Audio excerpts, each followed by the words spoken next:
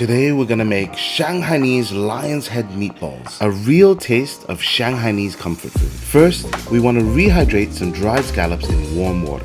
This will take about 30 to 40 minutes. Take your minced pork and chop it up a little bit just to break up the pieces.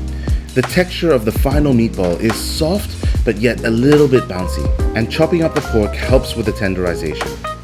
When the scallops are rehydrated, break them up with your hand and scatter the pieces around the pork. Let's start the marinating process. You'll need a splash of light soy sauce, about 1.5 teaspoons, a splash of dark soy sauce. Sprinkle in a teaspoon of sugar. Mix this thoroughly so that all the flavors become one. Beat half an egg white and pour that in. This helps to bind the meat together. Mix this thoroughly and then add a teaspoon of cornstarch. Now mix thoroughly, but not rigorously.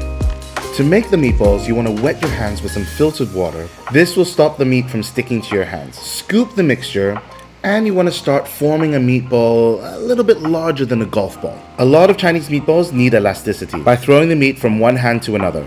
Do not do this.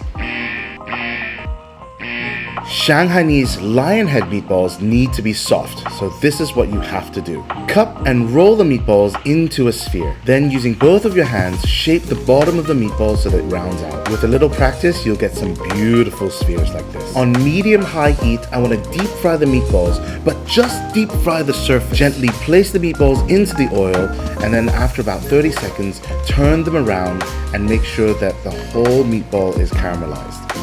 After a deep fried skin is formed, then you can take them out. Don't worry if the inside of the meatball is still raw. It's supposed to be, because the next thing we're going to do is we're going to braise it. Meatballs into a wok, and then fill the wok with some water until the level reaches halfway up the meatball. Half a tablespoon of light soy sauce, half a tablespoon of dark soy sauce, and half a tablespoon of Shaoxing wine. Then bring it to a boil, cover, and braise for about 45 minutes. These are Shanghainese Pak Choi.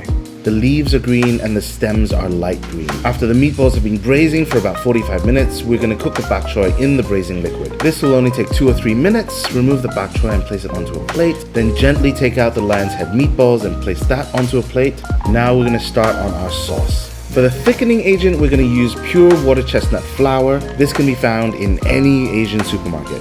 Mix 1 teaspoon of flour with about 30 milliliters of water, switch off the heat, and then pour it into the braising liquid. Add about 1.5 teaspoons of oyster sauce into it and thicken it up by turning on the heat and mixing it while it heats up. When you have a nice, thick, rich, and flavorful sauce, spoon that onto those Shanghainese lion head meatballs and serve hot. The texture is soft and bouncy.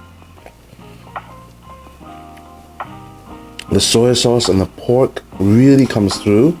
Adding dried scallops really gives an extra kick of umami and seafood flavor that is just a little bit more special. Thank you so much for tuning in to Chinglish Cooking Club. We really hope you like this recipe. It would be wonderful if you could like this video and subscribe to our channel, and make sure you cook lion's head meatballs for your loved ones.